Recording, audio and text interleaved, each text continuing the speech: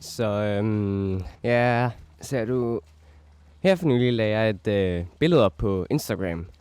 I kan finde min Instagram i beskrivelsen. Jeg tænkte ikke så meget over det. Det var sådan en opdatering på et billede, eller sådan en version 2 af et billede, jeg allerede havde taget. Så jeg tænkte ikke, der ville ske super meget, eller det ville være særligt specielt, men jeg tog fejl. Instagram-kontoen Coca-Cola.dk har kommenteret på mit billede.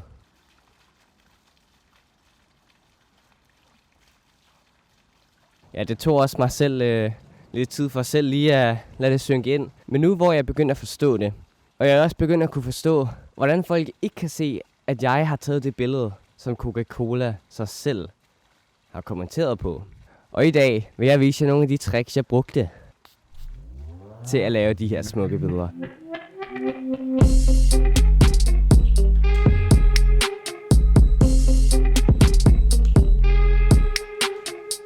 Hallo alle sammen, og velkommen til den her video. Som I måske har luret, er det her et meget kompliceret sådan setup, kan man sige.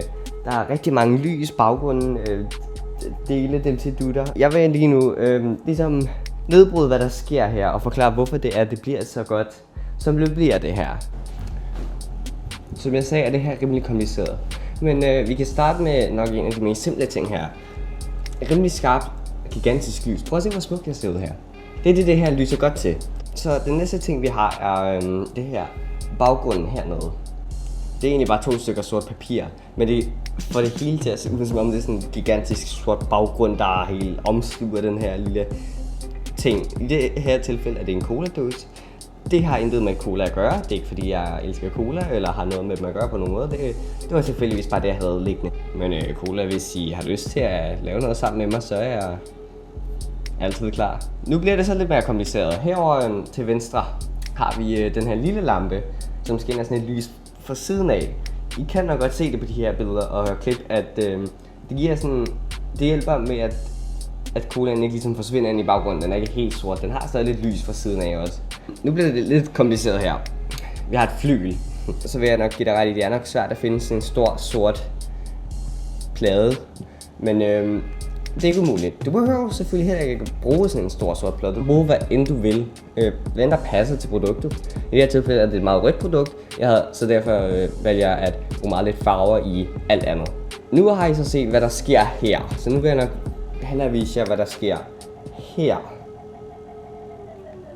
Jeg vil vise jer, hvordan jeg filmede og tog billederne. Så, de fleste billeder er taget sådan her. Lige forfra og lige på. Og grunden til, at jeg gør det sådan, er egentlig fordi, at så kan man se den sorte baggrund. Det er det eneste sted, hvor der er sort, hvis man tager her, filmer, og så bare lige zoomer en lille smule ud. Man kan bare se baggrunden, som ikke er det. Eller hvis man bare tager her og går en lille smule til siden, kan man se, at det ikke rigtig er så pænt derhenne. Så derfor er det en god regel at huske at filme der, hvor det er pænest. Det her er, ja, bare en klud. Grunden til, det er en klud, det er faktisk ret simpelt. Klud. Bløde bevægelser. Så får man sådan nogle mega utrolig flotte bevægelser, hvor et kamera bare flyver hen over overfladen på en eller anden helt utrolig måde.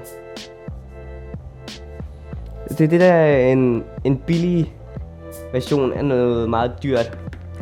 På det her tidspunkt i den her video har jeg nok lagt mærke til, at dåsen har de her smukke vanddråber på. Det er ret simpelt faktisk, hvordan jeg lavede det her.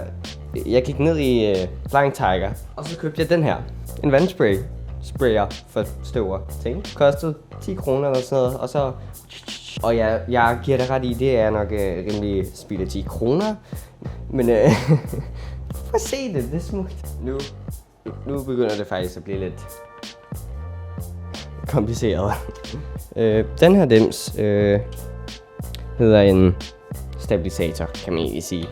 Nu skal jeg nok vise jer, hvad det her kan.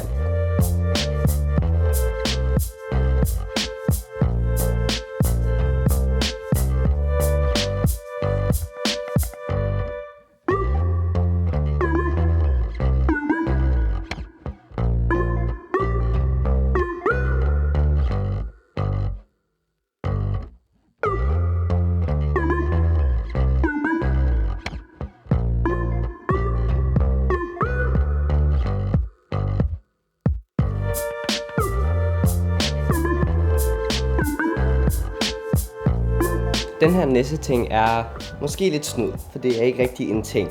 Det er den her linse. Den her linse er speciel. Det er nemlig det, man vil kalde en makrolinse. Den er god til at gå meget tæt på ting og stadig at kunne fokusere. Lad mig demonstrere. Vi er helt herhenne. Den er i fokus. Vi går tættere på. Og endnu tættere på. Og endnu tættere på. Hertil kan den fokusere. Så I kan se, at man kan komme meget, meget tæt på ting. Den her linse er super god til sådan noget med at tage billeder af små ting, eller mindre ting, som en Coca-Cola størrelse.